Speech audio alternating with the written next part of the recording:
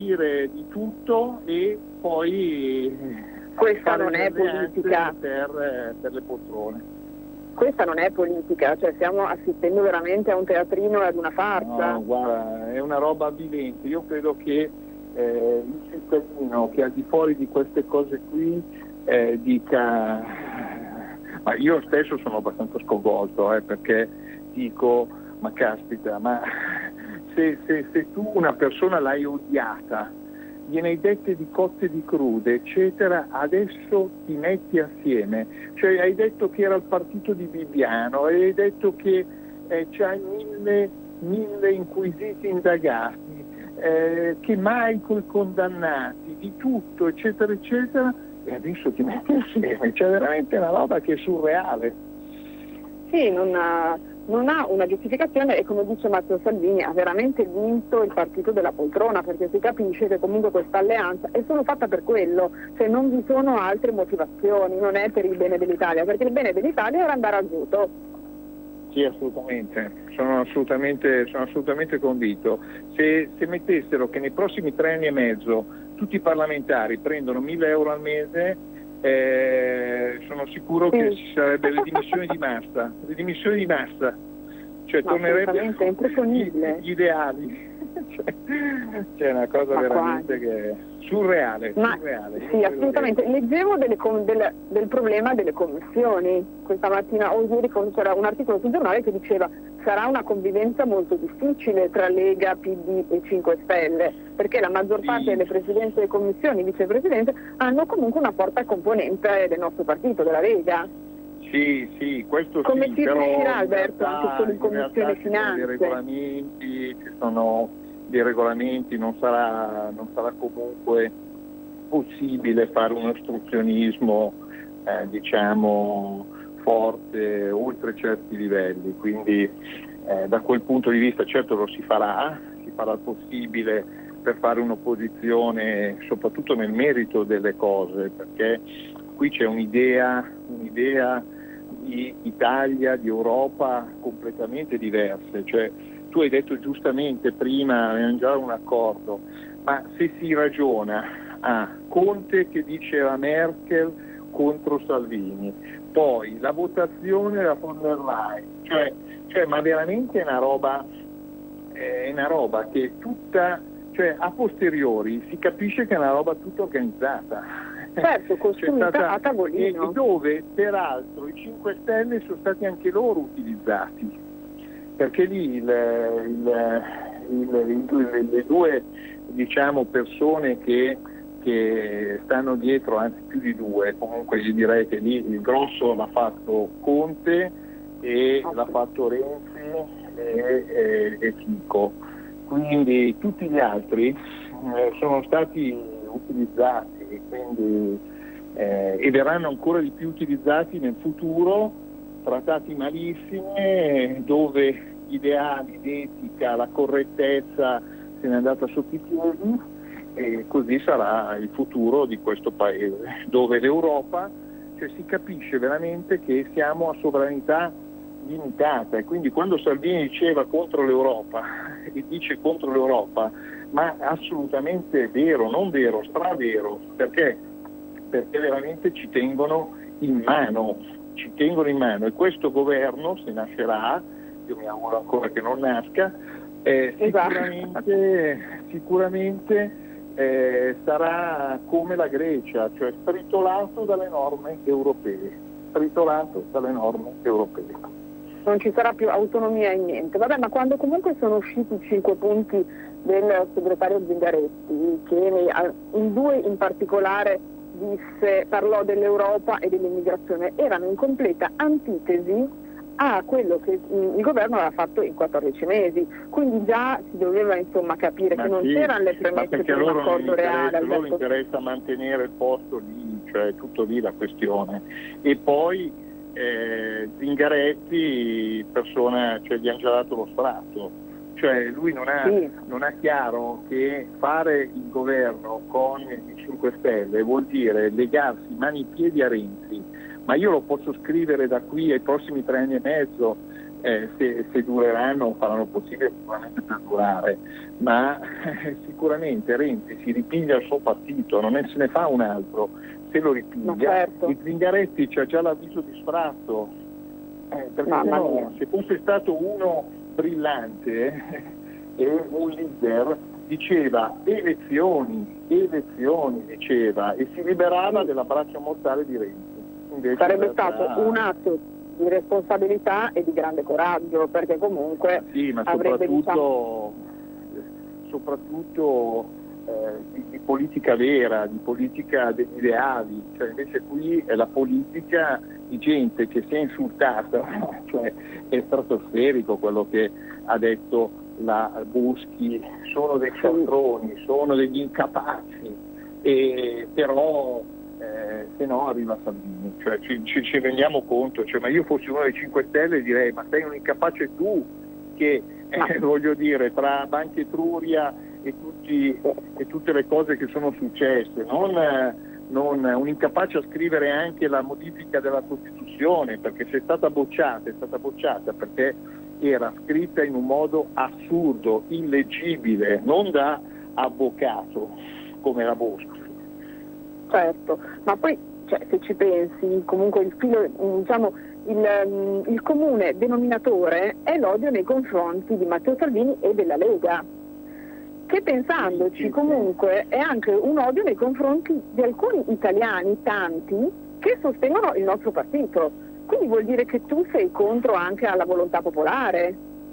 Sì, ma poi è proprio una lotta di potere, cioè Renzi che è stato sconfitto nel merito, perché non è stato solo sconfitto nella sua arroganza, nel suo modo di essere, eccetera, eccetera, ma è stato sconfitto nel merito, quindi il Job Act, quindi la riforma costituzionale, è stato sconfitto proprio nel merito dell'approccio economico, politico, pratico, eccetera.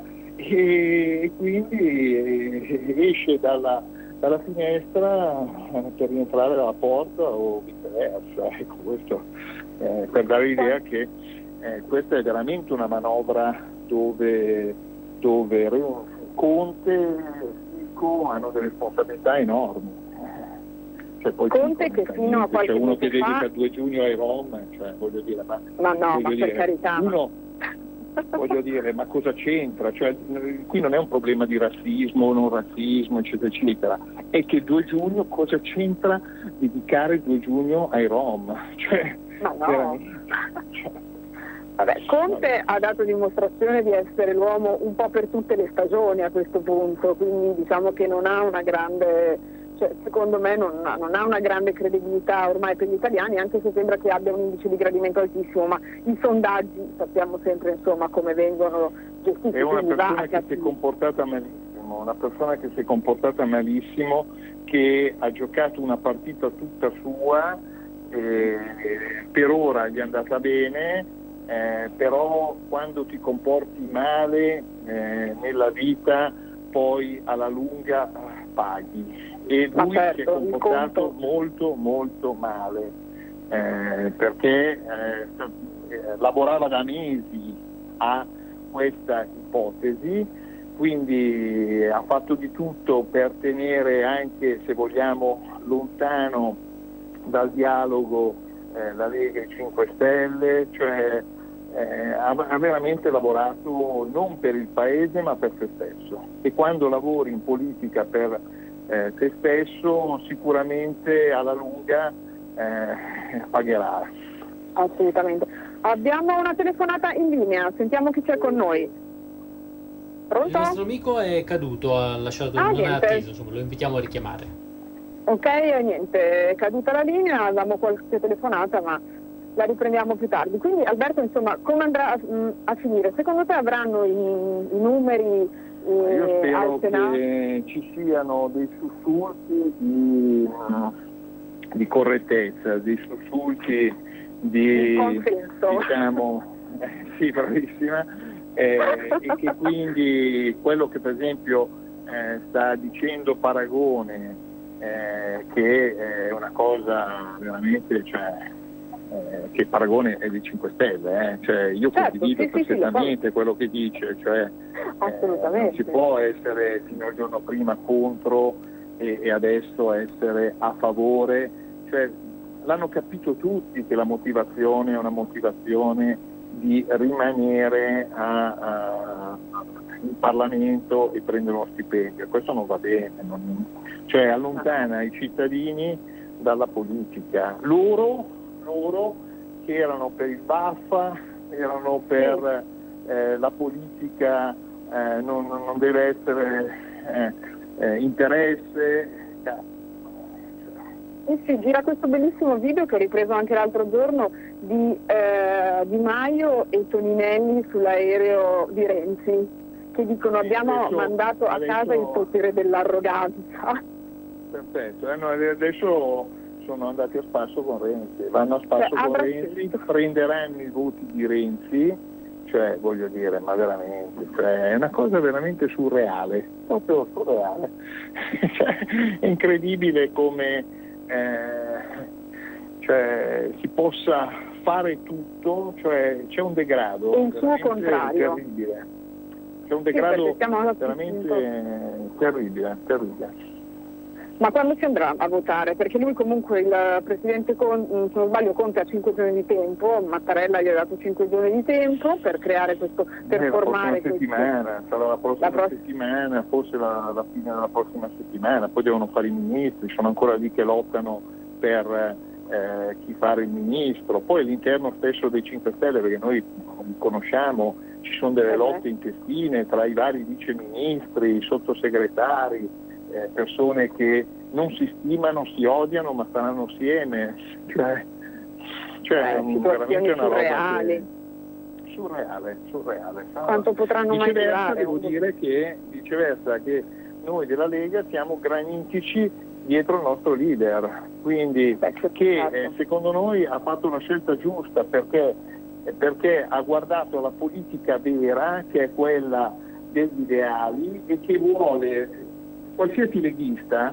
non vuole amministrare dalla città alla regione senza fare nulla, non vuole prendere lo stipendio senza fare nulla. Anche noi siamo convinti che se si va a votare non tutti saremo rieletti, ma il nostro mandato è a disposizione del nostro segretario, perché siamo convinti che questo paese deve essere governato, e deve essere governato con i no, non con i no, ma con i sì, e da aprile erano solo esclusivamente no. Io ho vissuto il decreto crescita, tutta l'approvazione del decreto crescita, ma è stato un calvario, veramente un calvario. E ci sono degli errori nel decreto crescita, c'è una norma per esempio sugli artigiani, sulla ristrutturazione che sta mettendo in ginocchio gli artigiani, e noi l'avevamo detto dovete cambiarlo, questa cosa qui non va bene, questa cosa qui va bene, non c'è stato verso. Questo per dare l'idea che effettivamente era difficilissimo lavorare con loro, però fino ad aprile, fino a marzo-aprile, invece tutte le cose funzionavano. Fino alle europee, se non sbaglio, è stata molto Conte. Sì, assolutamente. Diciamo che forse ha sfruttato il fatto che alle europee la Lega ha raggiunto un grande risultato, di conseguenza hanno cercato secondo me di sminuirci. Tutti questi sondaggi a nostro favore alla fine in Conte, che è un uomo di sinistra, che si è visto pure un uomo animoso, ho detto, e alla fine ha giocato da febbraio a cambiare alleanza. Zingaretti probabilmente per un po' ha resistito, dopodiché sotto l'urto dei renziani, perché in Parlamento Renzi governa il 90% di deputati e senatori, non essendo probabilmente un leader di grande caratura, ha detto meglio vivacchiare nei prossimi anni e non sistemare il partito, non liberarsi del braccio mortale di Renzi e proseguire, e così è stato. E così è stato, esatto. Vabbè, insomma, vediamo cosa succede la prossima settimana, se poi ci sarà o meno la fiducia a questo nuovo esecutivo. Noi ci auguriamo in un atto, diciamo, di grande responsabilità e buon senso da parte di qualcuno, e poi vedremo, insomma, quello che succederà nei prossimi mesi. Intanto comunque la Lega si è già attivata, con l'appuntamento del 15 settembre a come torno a dire, siamo tutti belli coesi insieme al nostro segretario, perché riteniamo che l'Italia sia un paese che merita un governo chiaro, un governo che non è tra persone che vogliono solo rimanere attaccati al cadreghino. Ma la maggior parte degli italiani lo ha anche dimostrato, insomma, che vuole un governo del fare, del sì, che possa, diciamo, produrre e aiutare per il nostro rilancio dell'economia, insomma, quindi è abbastanza chiaro quello che vogliono gli italiani. Peccato che sembra che quello che vogliono gli italiani interessi solo a noi, insomma, perché mi sembra di capire che agli altri interessa qualcos'altro. Vabbè, ma noi comunque proseguiamo, siamo fiduciosi, diciamo così, e niente, aspettiamo i risultati della prossima settimana, vediamo se riusciranno a fare o meno questo governo. Dopodiché noi vediamo se avranno la maggioranza o non ce l'avranno, ecco. Perché comunque è tutto da vedere, perché anche tra quelli del PD, pensiamo al caso Calenda, anche quelli del PD ci sono dei sussulti onestamente, perché sanno cosa vuol dire certe alleanze inadeguate, e quindi Calenda è stato molto coerente, peraltro. Sì. Per me più coerente è stato, devo dire, è stato Paragone, perché lui ha detto anche, vero, anche che lui dopo si dimetterà e quindi rinuncia al Calenda. Diciamo che ha detto: io non sono contro, me ne esco dal PD, però forse sarebbe il caso che si mettesse da parlamentare europeo, perché comunque è stato eletto dal PD. Ecco, quindi invece Paragone è stato molto, molto, devo dire, assoluto chapeau, perché ha detto: se faranno l'accordo e se supereranno la Rousseau, supereranno il voto di fiducia, io torno a fare il giornalista, e devo dire chapeau. Sì, decisamente, no, assolutamente, anche lui ha dato sicuramente. Ma ci sono tanti 5 Stelle che vivono in questo momento con enorme difficoltà, perché anche poi nei territori sai cosa vuol dire governare col PD, sai cosa vuol dire dove governano il PD, cioè se si va in Emilia, in Toscana, certe situazioni di potere sono lì da vedere, e sapere che in quelle zone lì tu sei contro certe logiche di potere, solo potere, e poi a livello nazionale sei pure alleato, è una roba che stride. Poi c'è il tema dell'Europa, dei poteri forti, tutte cose che stanno dietro al PD e che i 5 Stelle in questo momento stanno abbracciando. E quindi io credo che ci saranno molti sussulti nei 5 Stelle, spero che ci siano molti sussulti e che non seguano la linea che gli viene tracciata forzatamente da alcuni leader, in questo caso da Fico. Dai, quindi ci dai ancora un minimo di speranza? Io non voglio. Io spero si vada al voto, quindi. No, io spero che si vada al voto, ecco, spero che ci siano appunto questi, che poi non è che ci vogliono tantissime persone che non diano la fiducia a questo governo, però anche lì l'EU, cioè tutti questi, il gruppo misto, cioè tutte persone che veramente non si capisce come facciano ad appoggiare, non vengono neanche considerati, no? Perché però alla fine daranno la fiducia, cioè veramente sono stati male, esattamente come la Boschi tratta all'idea dei 5 Stelle. Cioè, ho visto oggi un filmato di Renzi che diceva di quelle cose su Di Maio, ma veramente delle robe pazzesche, robe che io non so, ma credo che tutti i cittadini italiani non accetterebbero mai di allearsi con uno che ti ha detto delle cose come quelle che ha detto Renzi a Di Maio. Però invece è talmente surreale questa situazione che invece sì, ormai vale tutto e il suo contrario, come stavamo dicendo prima, quindi non ci dovremmo stupire di nulla. In realtà purtroppo ci si stupisce perché ci piace la buona politica e quella che fa il bene dell'Italia, certo. Quindi insomma devo rimaniamo dire veramente che ci sono tanti sindaci, tanti amministratori della Lega che tutti i giorni operano sui territori e lo conosco bene la realtà dei sindaci. Quindi buon lavoro sul territorio che è solo della Lega,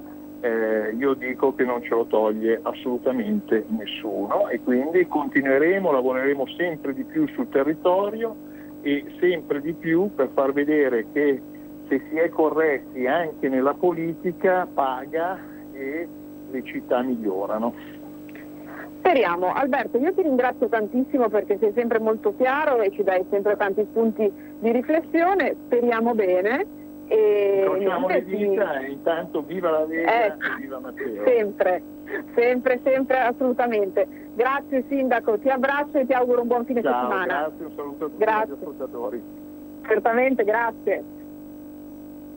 Amici, benissimo, ringraziamo ancora l'onorevole Alberto Gusmeroli che è stato con noi quest'oggi. Noi ci risentiamo la prossima settimana, sempre alla stessa ora, dalle ore 13 alle ore 14. Oggi purtroppo per motivi di tempo dobbiamo chiudere già la nostra trasmissione, ma la prossima settimana recupereremo. Vi auguro quindi un buon weekend, un saluto da Narda Frisoni. Avete ascoltato Filo Diretto. Per la tua pubblicità su Radio Padania Libera, scrivi a spot@radiopadania.net.